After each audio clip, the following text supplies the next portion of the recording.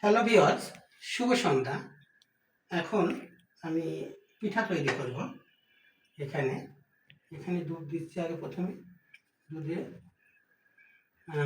দুধটা চিনি সহ আমি দুধটা জাল দেবো। এখন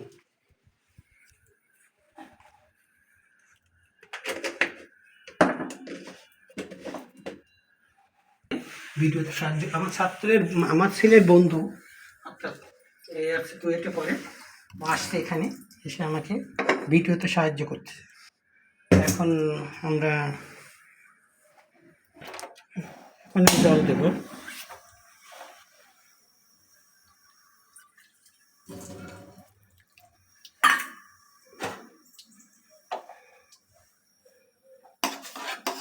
আমি আগেই বলেছি আমি এখানে একা একাই কাজটা করি। যদি কাউকে পাই সে আমাকে একটু সাহায্য করে। আজকে আমার বড় ছেলের বন্ধু, সে এখানে আসছিল বেড়াতে, তাকে দিয়ে আজকে আমি একটু ভিডিও করাচ্ছি, ভিডিও কাজে সাহায্য করতেছি। প্রথমে দুধটা জাল দিচ্ছি, জাল দিয়ে এর মধ্যে এখন খেজুরের গুড়, চিনি, একটা এলাচ দিব। তুমি দূরে তো একটু এলাচ দিলাম, সামান্য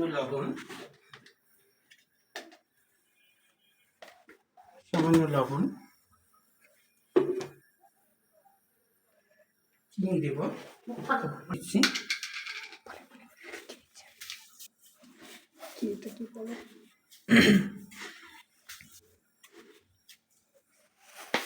চিনি, জালটা বেশি হয়ে গেছে, হিসেবে আবার মিডিয়াম জাল দিতে হবে সবসময়, যাতে পুড়িয়ে না যায়।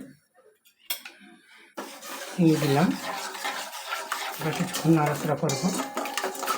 একটু বেশি জাল দিয়ে কিন্তু আবার পুড়ে যাবে।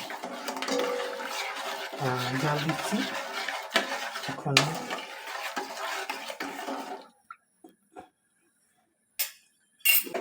গুড় দেবো, খেজুরের গুড় দেখাচ্ছি, খেজুরের গুড় দেখো, খেজুরের গুড়, নারকেল, এটা নারকেল কোড়ায় রাখছি, দুপুরবেলা আপনাদের দেখাইছি ভিডিওতে।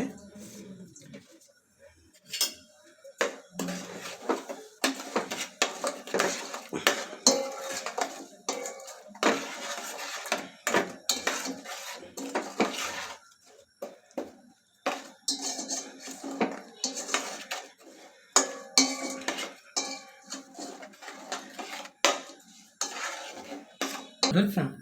এখন একটু চাউলের গুঁড়ো দিলাম, দেওয়ার পরে এটাকে আর একটু কিছুক্ষণ নাড়াচাড়া করবো। তারপর পাটিসাপটার ভিতরে যে পুরটা দিতে হয় সেই পুর তৈরি করতেছি। এই পুরটা এর মধ্যে দুধ দিছি, নারকেল দিছি, চিনি দিছি, খেজুরে গুড় দিছি, এবং যে যেরকম মিষ্টি খাবেন সেরকম দেবেন। কিন্তু আমরা আবার মিষ্টিটা একটু বেশি খাই, তো মানে মিষ্টি কম হলে আমাদের ভালো লাগে না। এবং পিঠা, বিশেষ করে পিঠা হবে মিঠাতে, অর্থাৎ পিঠায় যদি মিঠা না হয় সে পিঠা কিন্তু খেতে মজা লাগে না। এই কথাটা আমার মা বলতো এবং আমার বাবাও বলতো। সেই কথাটা আমার ভিতরে এখনো গেঁথে আছে। এবং কোনো বাড়িতে যদি পিঠা আমাকে দেয়, মিষ্টি না হলে আমার খারাপ লাগে। কথাটা অনেক সুন্দর। আপনারা সবাই দেখতে থাকুন, এরপরে পিঠা বানাবো। খালি পুরটা তৈরি করলাম।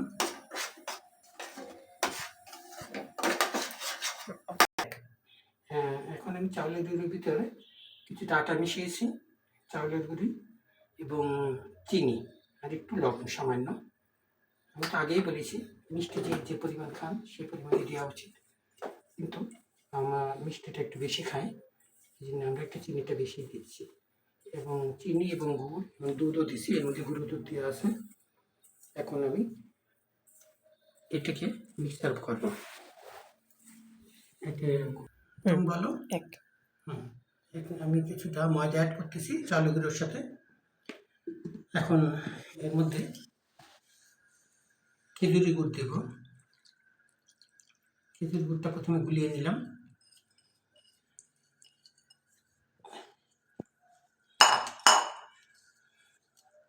আমি জানি আমার ভিডিওটা আপনাদের কাছে তেমন একটা ভালো লাগবে না, তবুও আমি কলেজে শিক্ষক ছিলাম, থাকা অবস্থায় যখন আমি ব্যাচেলার ছিলাম, ব্যাচেলার থাকা অবস্থায় রান্নাবান্না শিখেছি। অর্থাৎ বিয়ে করার পরও আমি কিন্তু 20টা বছর আমি 30টা বছরই বাইরে থেকেছি এবং 30 বছরই আমি বিভিন্ন ধরনের রান্না করেছি। তখন আমার ভিডিও দেখানো সম্ভব হয়নি। কিন্তু এখন চিন্তা করছি, ছেলের কাছে বসে আছি, যতটুকু পারি আপনারা আমাকে ইনফ্লুয়েন্স করবেন, তবে ভালো লাগবে আমার ভিডিওটা দেখতে। এবং আপনার প্রত্যেকটা বাবাই যেন এরকম করে কাজ করতে পারেন, মায়ের মুখামুখি ক্ষতি হবে না।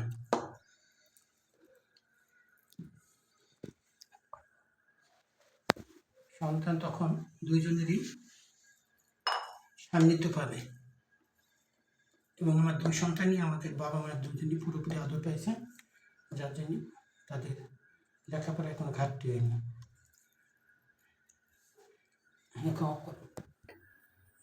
দুধ দেবো এখন, দুধ গুঁড়ো দুধ, তরল দুধ আগে দিছি, এখন গুঁড়ো দুধ কিছুটা অ্যাড করবো। আপনারা দেখতে থাকেন ভিডিওটা। এখানে পিলু থেকে গরম পানি নেব।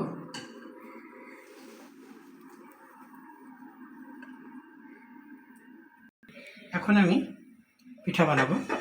ফ্রাই প্যানটা বসালাম, ফ্রাই প্যানটা বসানোর পরে তেল ব্রাশ করছি।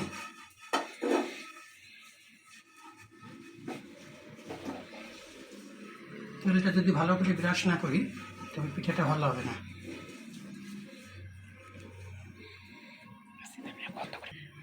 এখন আমি পিঠা দিচ্ছি।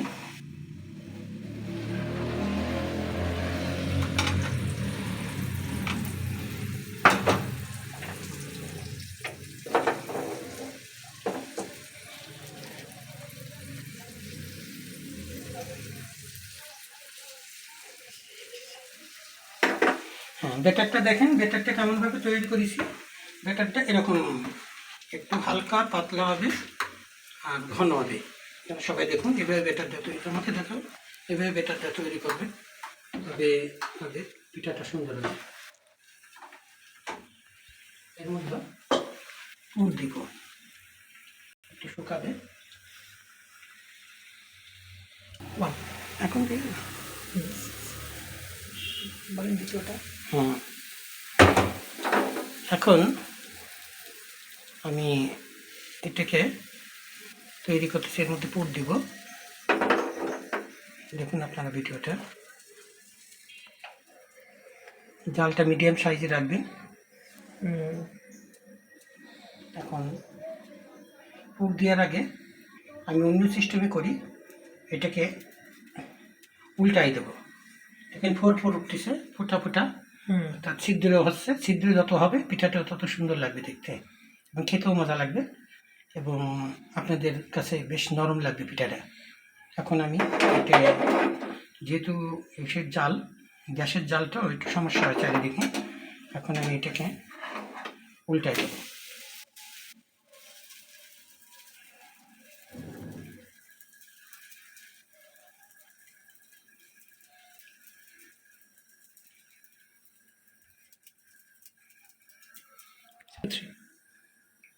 এখন আমি পুর দিচ্ছি।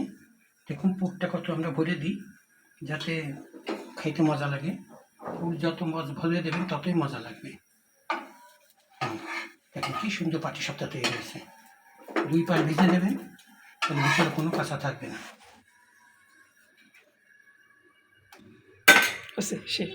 দ্বিতীয়টা দিব। আমি দিলীপ সাহা আপনাদের কাছ থেকে বিদায় নেব। নমস্কার, গুড নাইট।